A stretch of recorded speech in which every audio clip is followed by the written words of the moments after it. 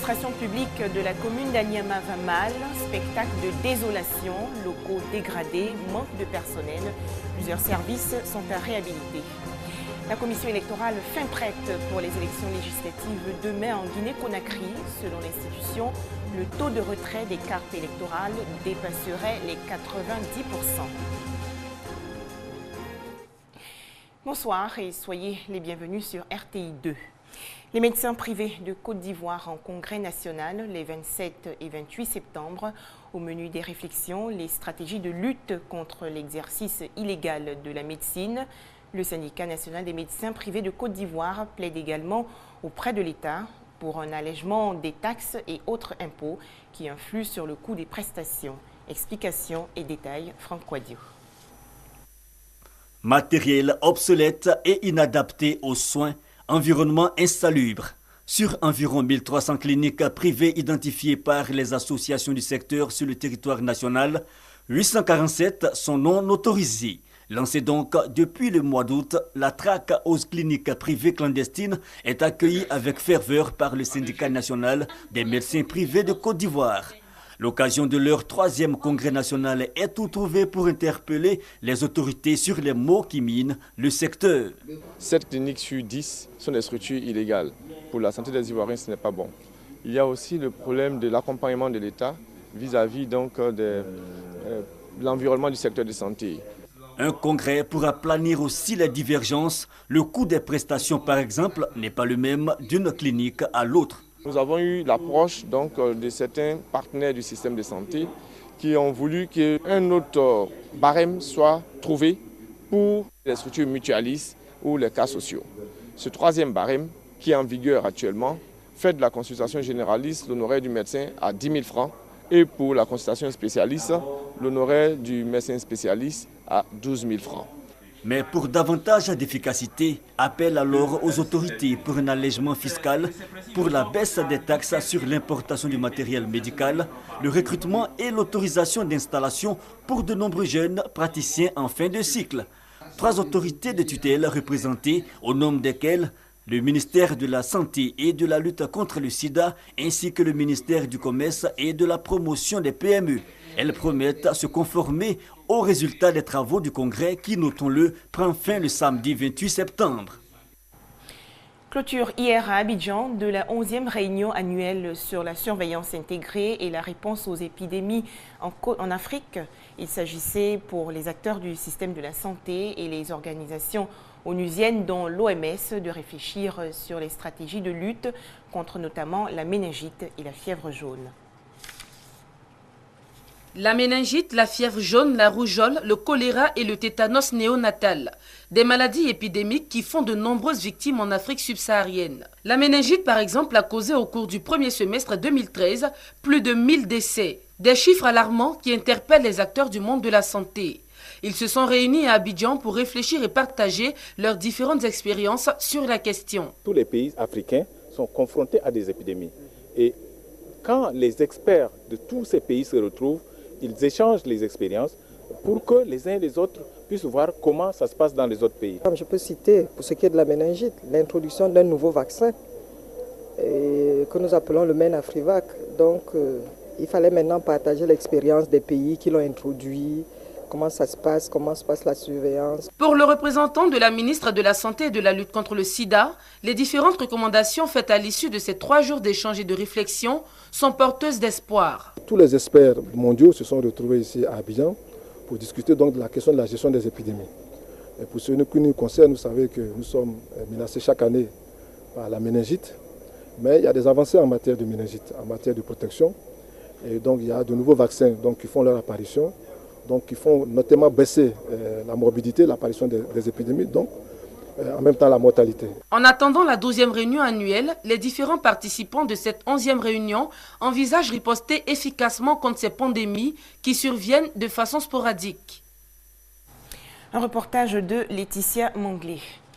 Quelle prise en charge de la douleur cancéreuse? C'est ce que vont essayer de comprendre les membres de l'Alliance mondiale contre le cancer. Selon les chiffres, 60% des cas de cancer sont douloureux et le traitement de cette douleur est difficilement maîtrisé dans les pays en développement. Les explications de Franck Quadio. Cachée dans un pagne, la jambe gauche de cette malade vient d'être amputée. Mais les cellules cancéreuses diagnostiquées auparavant ont refait surface et la jeune dame dit souffrir terriblement. Ça me fait très mal. Quand on fait pansement là, j'écris jusqu'à matin. Le manque de traitement efficace pour la prise en charge de la douleur, 60% de malades de cancer de tout type dans les pays pauvres y sont confrontés. 25 à 30% d'entre eux souffrent de douleurs sévères. Pour l'Alliance mondiale contre le cancer, il y a lieu d'agir. Le message que nous voulons donner aujourd'hui, c'est que la douleur n'est pas une fatalité, qu'il est possible de la soigner. Les premiers ateliers africains de prise en charge de la douleur en cancérologie sont donc organisés à Abidjan. L'objectif, améliorer la prise en charge de la douleur, mais aussi faire le plaidoyer pour l'accessibilité de la morphine en poudre, une drogue certes, mais expérimentée par l'Ouganda et qui a des résultats positifs. L'OMS recommande la morphine comme le meilleur traitement des douleurs sévères, qu'elles soient pour le cancer ou pour le sida. Et donc, c'est quelque chose qui est extrêmement efficace. Il existe des freins qui sont souvent des freins administratifs, mais qui sont aussi des fois des freins culturels à l'utilisation de ce médicament. Et l'objectif aujourd'hui est vraiment de redonner ces lettres de noblesse à ce produit. Un plaidoyer pour le traitement morphinique, la Côte d'Ivoire adhère, mais des écueils, notamment dans la prise en charge de certains traitements gratuits dans des pays comme le Mali, mais encore coûteux sous nos cieux. Entre 2000 et 2013 aujourd'hui, on a eu pratiquement une réduction de plus de 50% des coûts des médicaments. En attendant bien sûr la gratuité que nous appelons de tous nos voeux. En attendant, des initiatives plus pratiques sont prises, à l'exemple du développement des soins palliatifs, une façon d'assister les malades, même dans les cas jugés désespérés. On poursuit avec ce communiqué libellé comme suit. Tous les fonctionnaires qui n'ont pas été notés pendant l'opération d'identification-notation sont informés que leur salaire sera mis sous contrôle à la fin du mois d'octobre 2013. Les concernés peuvent consulter le site web du ministère www.fonctionpublique.ci. Le savoir-faire des acteurs de l'artisanat et des petites et moyennes entreprises bientôt présenté au grand public, c'est le but des journées promotionnelles des PME et de l'artisanat organisées les 4, 5 et 6 novembre prochains à Abidjan. Thème consacré « Quel partenariat pour l'émergence des PME ivoiriennes ?» La cérémonie de lancement de ces journées s'est tenue hier à la salle des conférences du ministère des Affaires étrangères. Les petites et moyennes entreprises et l'artisanat, deux secteurs d'activité qui font la fierté d'une frange de la population ivoirienne. Selon la Chambre des métiers, les PME emploient 25% des jeunes et participent à hauteur de 12% du produit intérieur brut. Aujourd'hui, ce sont plus de 40% des artisans qui travaillent dans le secteur des PME. Vu l'importance de ces secteurs d'activité, le gouvernement, dans l'édition 2013 du Programme national de développement, a élargi son champ d'activité au secteur de l'artisanat. L'économie ivoirienne va dans le futur reposer sur les PME et l'artisanat. Je le dis, il ne peut y avoir d'émergence sans promotion des PME et de l'artisanat. Ce sont 200 artisans venus de divers horizons qui, pendant 3 jours, présenteront leurs différents travaux et produits. Pour les présidents de ces deux secteurs, les PME et l'artisanat occupent une place très importante dans le développement de la Côte d'Ivoire et constituent le socle de l'économie ivoirienne. Pendant ces journées promotionnelles, les acteurs de ces secteurs d'activité partageront leurs expériences et leurs préoccupations du moment. Un concours sera organisé en vue de primer les meilleurs artisans et PME de Côte d'Ivoire. Un reportage de Grace Kando. Comment s'attaquer à la faim et réduire la pauvreté en Afrique de l'Ouest? Le programme de productivité agricole en Afrique de l'Ouest, le WOP, met en œuvre la production du riz avec de nouvelles variétés et de nouveaux procédés. Les acteurs du projet ont effectué récemment une visite sur les sites de production. Le point avec Thomas Guessambi. Marcel Yaokwakou est riziculteur, voici bientôt 15 ans. Installé dans la région de Yamoussoukro, capitale politique de la Côte d'Ivoire, cet Ivoirien de la quarantaine expérimente sur cette parcelle une nouvelle variété. Le 8 à 9, une variété de riz nouvellement introduite dans son activité par le programme WAP. Là, on a reçu de la bonne semence, on connaît l'origine de la semence et c'est étiqueté. Au moins, on connaît la génération. À la longue, ceux qui vont utiliser cette semence, ils sont sûrs et ils sont convaincus que c'est de la bonne semence. Prix d'excellence en 2013 en matière de riziculture, Marcel Yaokwaku fait des émules. Balolou Ponant est venu de son département de Saint-Fra voisin pour se mettre dans la dynamique. Par irrigation, l'expérience s'étend tout doucement dans cette zone de Subiacro.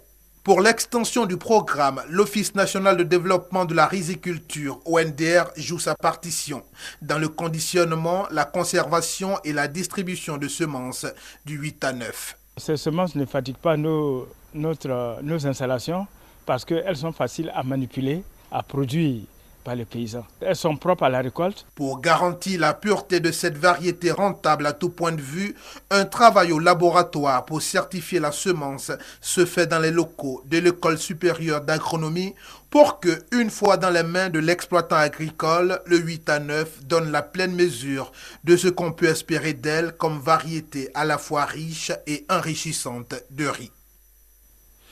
On va maintenant découvrir ensemble le quotidien des services publics de la commune d'Anyamar. Dégradation des locaux, par exemple à l'antenne du ministère de la Construction et de l'Urbanisme, problèmes récurrents de foncier à gérer au niveau des eaux et forêts. Et la liste n'est pas exhaustive. C'est justement pour s'imprégner des réalités de l'administration publique d'Anyamar que le maire Amidou Silla a effectué une tournée hier. Reportage. S'achemine-t-on vers une léthargie de l'administration publique de la commune d'Anyamar? Et pour cause, les services publics de la municipalité ont un dénominateur commun, la dégradation des locaux. Ajoutez à cela le manque de personnel et de véhicules roulants. Ça fait au moins plus de 20 ans que ces locaux existent. Et il y avait un entrepreneur qui avait commencé les travaux de réhabilitation, mais il a eu des problèmes de paiement, donc ça a arrêté. Les gens demandent des terres pour cultiver. Il n'y en a pas. Et donc vraiment, si le maire, avec son appui, demandait même au ministère que l'actualisation du cadastre forestier se déroule ici à Anyamar, ça va soulager aussi la population qui est en quête de terres à cultiver. C'est pour comprendre les problèmes de l'administration publique de cette commune que le maire Amidou Silla, élu le 21 juillet dernier, effectue une tournée. L'antenne du ministère de la Construction et de l'Urbanisme, les eaux et forêts, la gendarmerie, la police et la direction générale des impôts sont respectivement passés au peigne fin. Objectif, intégrer leur réhabilitation dans le programme triennal 2014 de la mairie. La mairie va se retrouver en conseil pour voir quelles sont les aides maintenant que nous pouvons faire à ces services. Déjà, je peux vous dire sans faux fiant que nous avons doublé déjà les recettes. Dans les prochains jours, d'autres services publics, dont l'inspection de l'enseignement primaire, l'hôpital général et la direction de l'agriculture, seront également visités. La Guinée aux urnes demain, samedi 28 septembre. La commission électorale se dit prête pour les élections législatives. L'institution annonce aujourd'hui que le taux de retrait des cartes électorales est de plus de 90%. Le scrutin oppose le Rassemblement du peuple de Guinée, parti du président Alpha Condé, à l'Union des forces démocratiques de Guinée, conduite par l'ex-premier ministre Cellou Dalein Diallo. Temenitaï, dans la commune de Kaloum, au cœur de Conakry. L'équipe de Siaka Isis compte les cartes non remises à leurs titulaires. Mais le chef est satisfait. Un peu plus de 87% des électeurs inscrits dans son quartier ont retiré leurs cartes. À la Commission électorale nationale indépendante, la satisfaction est tout aussi grande. La CENI estime en environ 70% le taux de distribution des cartes d'électeurs sur l'ensemble du territoire. Un bon signe pour la participation.